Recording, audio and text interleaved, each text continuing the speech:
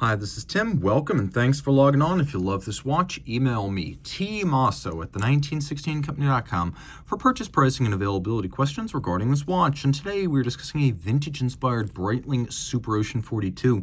In stainless steel, this watch offers a lot. A clean, no-date dial, a love letter to the 1960s reference 2005 slow chronograph, wonderfully slim profiling, and a lot of functionality. So this is a 42mm watch, but what sets it apart in my mind is just how thin it is. 12.8 is approximately a Rolex Submariner, which is one of the thinnest, finest, and most versatile dive watches in the space.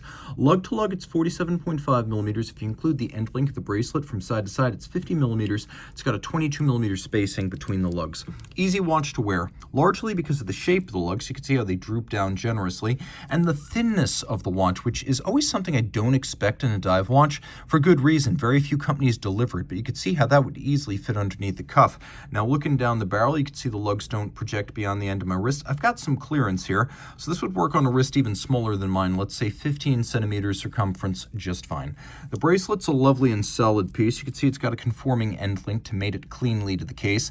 A little bit of a taper down toward the clasp. We have polished and satinated links. You can see the outer faces are satin, the center links are polished. Quite a few removable links built in here. You can see that there's no shortage of them, but at the same time you have a lot of adjustability as Breitling has dramatically raised its clasp game in recent years. You can see how I have a push button to unlock the clasp, and then I can slide on these little increments that give me a lot of adjustment if I just want to pull it out and use it over a dive suit, or a little bit if I want to use it to fine-tune fit.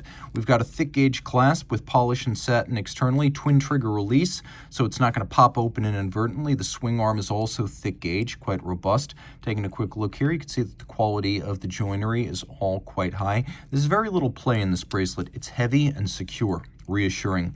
The case has these lovely sort of pointed vintage-inspired crown guards. It is a screw-down crown. 300-meter watch, yes, I'm aware 300 meters is not 1,000 feet, but everyone does it. The watch is nicely made. You can see that the lugs are thinner, finer, and more graceful than what we would have found on Breitling watches from 10 years ago.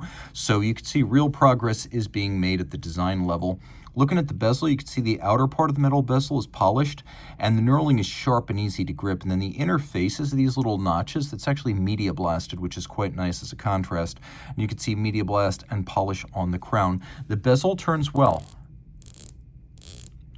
The detent is very mechanical and also very vocal. It's loud. It's sharp. It's precise. It's 120 click. But it's also refined. There are some 120 click bezels out there that feel gritty, almost like there's loose material under the bezel. That's not the case here. This is both a combination of sharp with the well-calibrated detent, but also smooth enough that it doesn't feel like it's crashing from click to click. Okay, other things important. Well, you can see that we've got a bezel insert that's made of ceramic, so we got a great deal of scratch resistance. And we've got a luminescent bezel pearl, so even in the dark, it's easy to read the minute hand, which is big and square, relative to that bezel pearl for timing. I always prefer a chronograph bezel, or pardon me, a dive watch bezel over a chronograph stopwatch. It's great to have both, but if I could only have one, I'd have a dive watch bezel, primarily because it's easier to read. It's easier to read times between 30 and 60 minutes in particular, and also the downstream service costs of a dive bezel are lower than a chronograph. Note the seconds hand is luminescent. That's really important because you need to know if your dive watch is working. We have an inner scale that allows you to read minutes and seconds. You can see the dial is nicely dished and that the indices are rhodium-plated steel. They are applique on the dial base, which is gloss black and looks fantastic. It looks more expensive than it is, which is always an agreeable quality. Now, the watch doesn't have a date, but it does have a hacking seconds function.